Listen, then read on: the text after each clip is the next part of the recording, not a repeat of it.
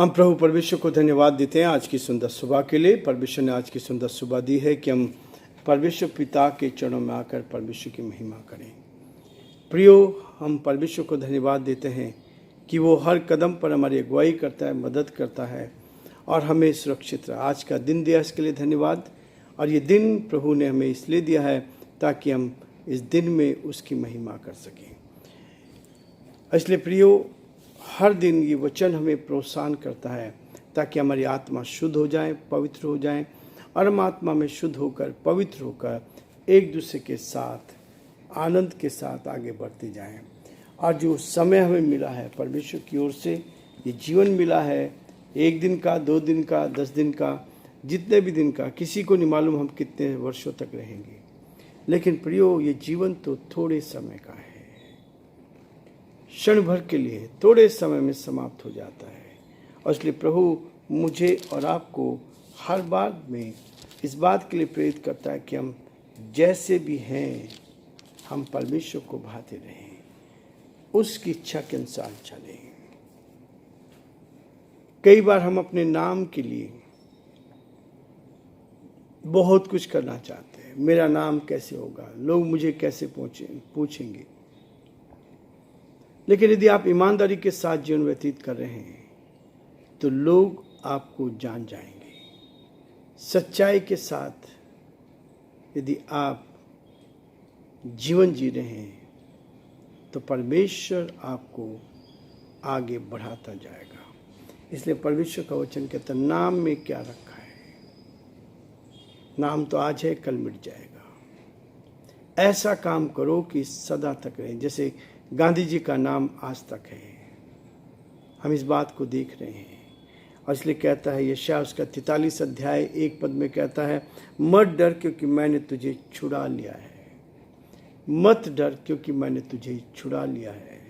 मैंने तुझे नाम लेकर बुलाया है, तू मेरा ही है। इस दुनिया का मालिक, इस दुनिया को बनाने वाला वो परमात्मा, वो मुझे आपको कहता है कि मत डर क्योंकि मैंने तुझे छुड़ा लिया है। मैंने तुझे नाम लेकर बुलाया, तू मेरा ही है।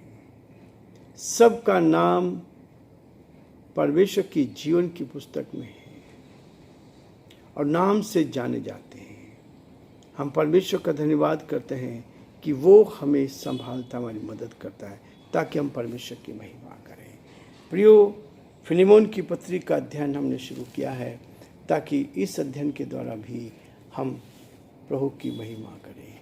और ये अध्ययन जो है हमें प्रोत्साहन करता है ताकि हम आगे बढ़कर प्रभु की महिमा करें। इसलिए फिलेमोन की पत्री उसका पहला अध्याय और उसके 4 पद से लेकर 7 पद तक मैं आपके सामने पढ़ना चाहूँगा ताकि इस पत्री के द्वारा एक ही अध्याय इसके अंदर है और हम चाहते हैं कि ये भी हम लोगों के लिए आशीष का कारण बन सके। मैं सदा प्रभु का धन्यवाद करता हूँ और अपनी प्रार्थनाओं में भी तुझे स्मरण करता हूँ, क्योंकि मैं तेरे उस प्रेम और विश्वास की चर्चा सुनता हूँ जो सब पवित्र लोग के साथ और प्रभु यीशु पर है। मैं प्रार्थना करता हूँ कि विश्वास में तेरा सहभागी होना तुम्हारी सारी भलाई की पहचान में मसीह के लिए प्रभावशाली हो। 7 पद, क्योंकि हे भाई, मुझे तेरे प्रेम से बहुत आनंद और शांति मिलती है, इसलिए कि तेरे द्वारा पवित्र लोग के मन हरे भरे हो गए हैं। परमेश्वर अपने इस वचन के पढ़े और सुने जाने पर आशीष दे, बरकत दे। हम दुआ करेंगे, प्रार्थना करेंगे।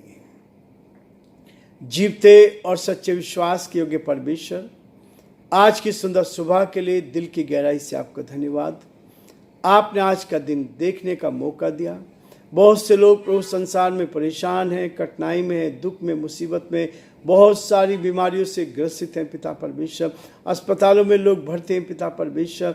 हम प्रार्थना विनती करते हैं उन लोगों के लिए जिनको हम जानते या नहीं जानते परमेश्वर, जो अस्पताल में भर्ती है और तकलीफ है प्रभु जी, परेशानी में, कठिनाई में, आप उनकी सुधि ले। आपका हाथ उनके साथ बना रहे ताकि परमेश्वर वो आपके नाम की महिमा कर सके और चंगाई को पा सकें। आपके नाम में सामर्थ्य है प्रभु जी। हम आपके नाम को सराहते प्रभु, आपको धन्यवाद देते क्योंकि आप आदर महिमा स्तुति की योग्य परमेश्वर हैं।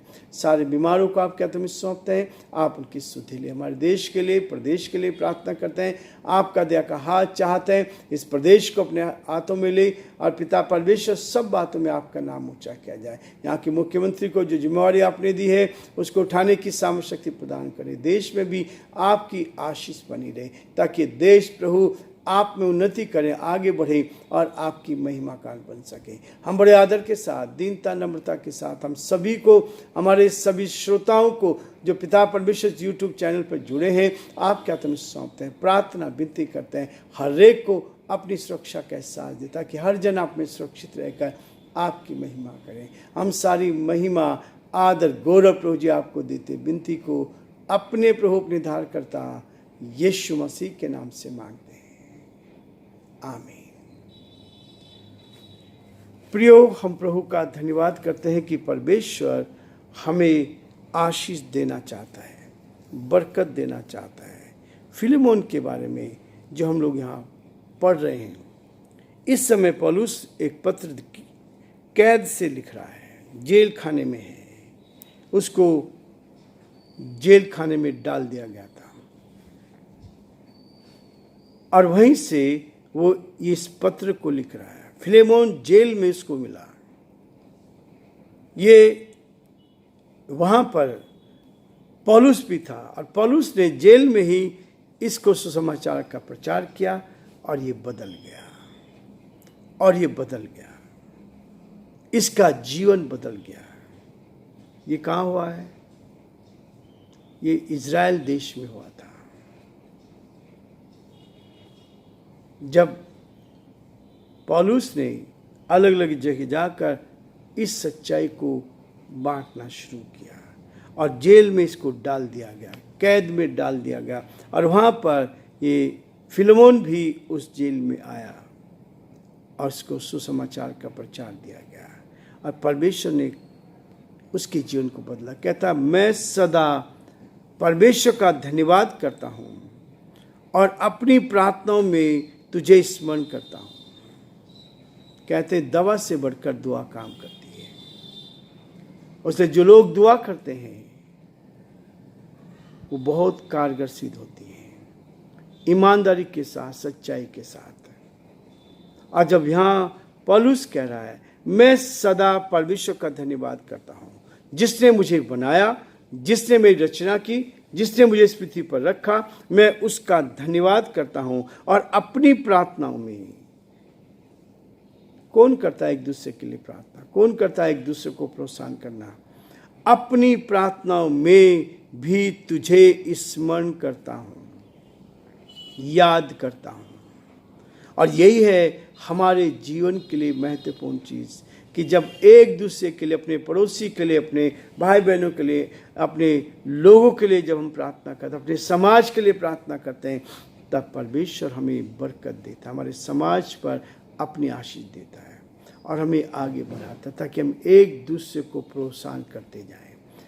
प्रार्थना का मतलब है, दुआ का मतलब है, दवा से बढ़कर दुआ ही काम आती है। जब डॉक्टर्स भी हार जाते हैं तब वो कहते हैं, साहब ऊपर वाले बचा सकता है, आप उसी से दुआ करो, उसी से प्रार्थना करो। और जब हम दुआ करते हैं तो वो अपनी में सबको ये मौका दिया कि हम एक दूसरे की दुआ कर सकें।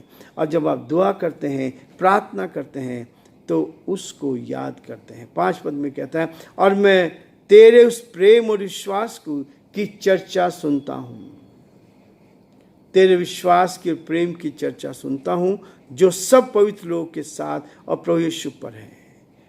जो पवित्र लोग हैं उनके लिए हमेशा प्रोत्साहन करने की आवश्यकता है ताकि हम एक दूसरे को प्रोत्साहन करते जाएं, हम एक दूसरे को प्रोत्साहित करते जाएं। समस्या तो आएंगी, परेशानी तो आएंगी, कठिनाई तो आएंगी, समस्या तो आएंगी, लेकिन सब में जब हम संसार में हैं, चाहे आप प्रभु को जानते नहीं जानते, तो समस्या का आना जरूर है। बीमारी आएगी और बहुत सारी बीमारी है, लोग बहुत सारे बीमार हैं, तकलीफ में रोते हैं, परेशान हैं, कठिनाई में हैं, लेकिन तसल्ली तो ऊपर वाला देता है, हिम्मत वो देता है, और वही है जो हमें संभालता है। इसलिए कहता है 6 पद में, मैं प्रार्थना करता हूं कि विश्वास में तेरा सहकर्मी होना, विश्वास में तेरा सहभागी होना तुम्हारी सारी भलाई की पहचान में मसीह के लिए प्रभावशाली हो। मसीह के लिए ईमानदार बनकर, सच्चाई पे चलकर, गलत चीज़ों को छोड़कर, बेईमानी को छोड़कर, लालच को छोड़कर और सच्चाई को अपनाकर जीवन में आगे बढ़े। जब आदमी सच्चाई को अपना लेता है तो लोग सोचते हैं ये क्या हुआ। जब आदमी बुराई में जीवन व्यतीत करे, कोई कुछ नहीं कहता है। शराब पीने वाले को कोई कुछ नहीं कहेगा। यदि उसने शराब छोड़ दी तो तब लोग कहेंगे ये क्या हो गया, ये कैसे परिवर्तन हुआ। परमेश्वर हमारे जीवन में ऐसा करना चाहता है ताकि हम बुराइयों को छोड़कर भलाई को ढूंढें, एक दूसरे की भलाई करें। संसार में हम इसलिए आए हैं कि हम एक दूसरे की भलाई करें। हमें नहीं मालूम कितना समय हमारे पास है, किसी को नहीं मालूम कल क्या होगा। परमेश्वर हमें आशीष देना चाहता है ताकि हम एक दूसरे की भलाई करें, प्रार्थना करें। प्रार्थना में, दुआ में कुछ नहीं जाता, हम एक दूसरे को दुआ में उठाएं, और यही हमारे लिए महत्वपूर्ण है। प्रभु आप सबको बहुत बड़ी आशीष दे। आज हम मैं यही रुकवा, कल फिर हम आगे बढ़ेंगे ताकि हम आगे बढ़कर परमेश्वर की महिमा करें। प्रभु आप सबको बहुत बड़ी बरकत और आशीष दे।